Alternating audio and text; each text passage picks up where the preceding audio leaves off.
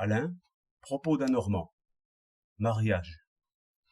Quand on a apporté en faveur du mariage et contre l'union libre toutes sortes de bonnes raisons, et il n'en manque pas, il reste toujours à se demander pourquoi cette institution excellente est si vivement attaquée par quelques-uns et ne trouve guère que d'ennuyeux défenseurs.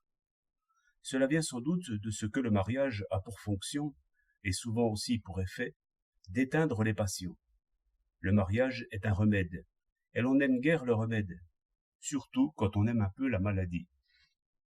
Les premiers mouvements de l'amour dans une poitrine sont toujours agréables. Prenez la chose aussi simplement que vous voudrez. Elle est encore aussi grande qu'on voudra.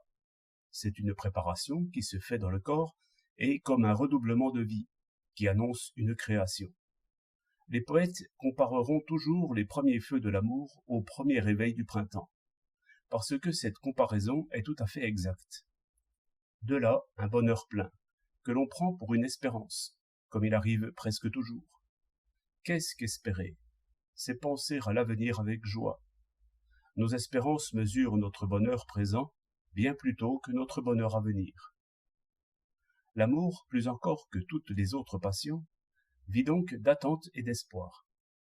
Certes, ces passions ne vont point sans douleur, mais il faut dire que certaines douleurs sont encore aimées, lorsqu'elles tiennent des joies par la main.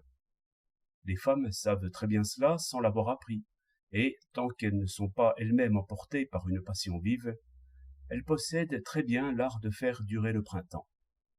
Les poètes, les romanciers ne tarissent pas là-dessus. Cet amour plus fort que tout, ces longues épreuves, ces chevaliers servants toujours fidèles à leur dame, à travers toutes les tentations, cela est humain, cela est vrai, à une condition, c'est qu'il y ait quelque obstacle entre les amants, c'est que l'amoureux est toujours à désirer. Eh bien, ce merveilleux désir, ce magicien espoir qui grandit les forces humaines et qui peut donner un sens à toute une vie, ce fol espoir se tuera lui-même, dès qu'il pourra. C'est ainsi. Un espoir qui serait assez sage pour vouloir rester espoir, cela est impossible. L'amour se jette au gouffre dès qu'il le peut. Le mariage est à la fin des pièces de théâtre et des romans. Un été brûlant a bientôt desséché les fleurs. Puis viennent les fruits de l'automne. Il faut, à toute force, que l'amour devienne amitié s'il veut rester amour.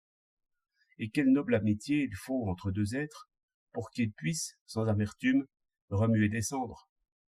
Le plus souvent, la sagesse semble fade. La tranquillité ennuie. La sécurité exaspère un cœur qui a longtemps joui de l'inquiétude. Chacun demande compte de son désir à l'autre. S'ils ont avec cela assez de loisirs pour s'ennuyer, voilà un divorce en train. 7 février 1908.